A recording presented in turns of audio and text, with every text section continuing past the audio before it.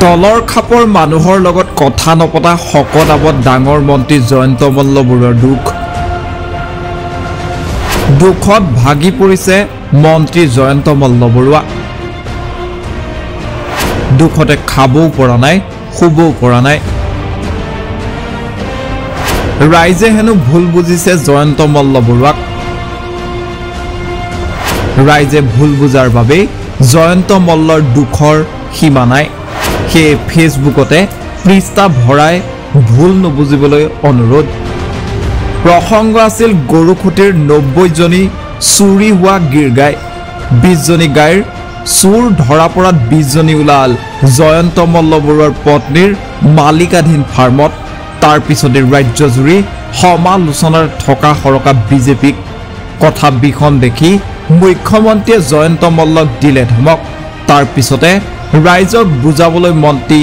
জয়ন্ত মল্লৰ সংবাদমেল সকলো ঠিকই আছিল মুখস্থ মতাদি ঘৰতে লিখি অনা বচন মাতি গৈ আছিল মন্ত্ৰীয়ে তাৰ মাজতে লাগিল লেঠা গৰু চুৰিৰ সন্দৰ্ভত সাংবাদিকে সুধিলে এটাৰ পাছত আনটো প্ৰশ্ন আউট অফ সিলেবাসৰ প্ৰশ্ন শুনি জয়ন্তৰ খবজব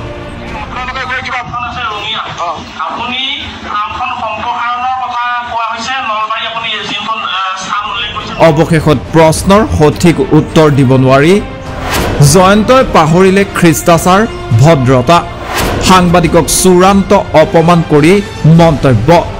মই তল খাপৰ মানুহৰ লগত কথা নাপাতো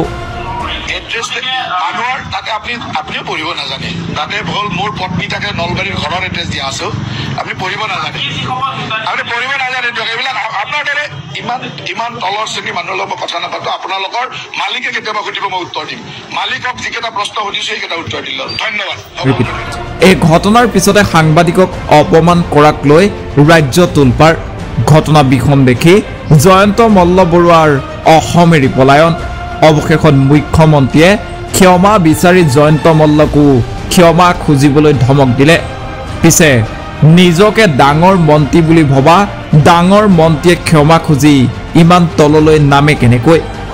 ক্ষমাৰ পৰিৱৰ্তে অসমবাসীয়ে ভুল বুজাত দুখহে প্ৰকাশ কৰিলে জয়ন্ত মল্লই অসমবাসীয়ে তেওঁ নকবলগীয়া কথা কোৱাত ভুল বুজাত দুখ পাইছো বুলি লিখি জয়ন্ত মল্লৰ ফেসবুক পোষ্ট কিন্তু ৰাইজৰ ওচৰত ক্ষমা খুজিবলৈ নিবিচৰা জয়ন্ত মল্ল বৰুৱাৰ দম্ভ অহংকাৰ কমিছে জানো মুখ্যমন্ত্ৰীয়ে ক্ষমা খুজিলেও জয়ন্তই ক্ষমা নোখোজে মুখ্যমন্ত্ৰীতকৈও ডাঙৰ মন্ত্ৰী নেকি Jayanta Malla Baruah news desk report এনি টক্স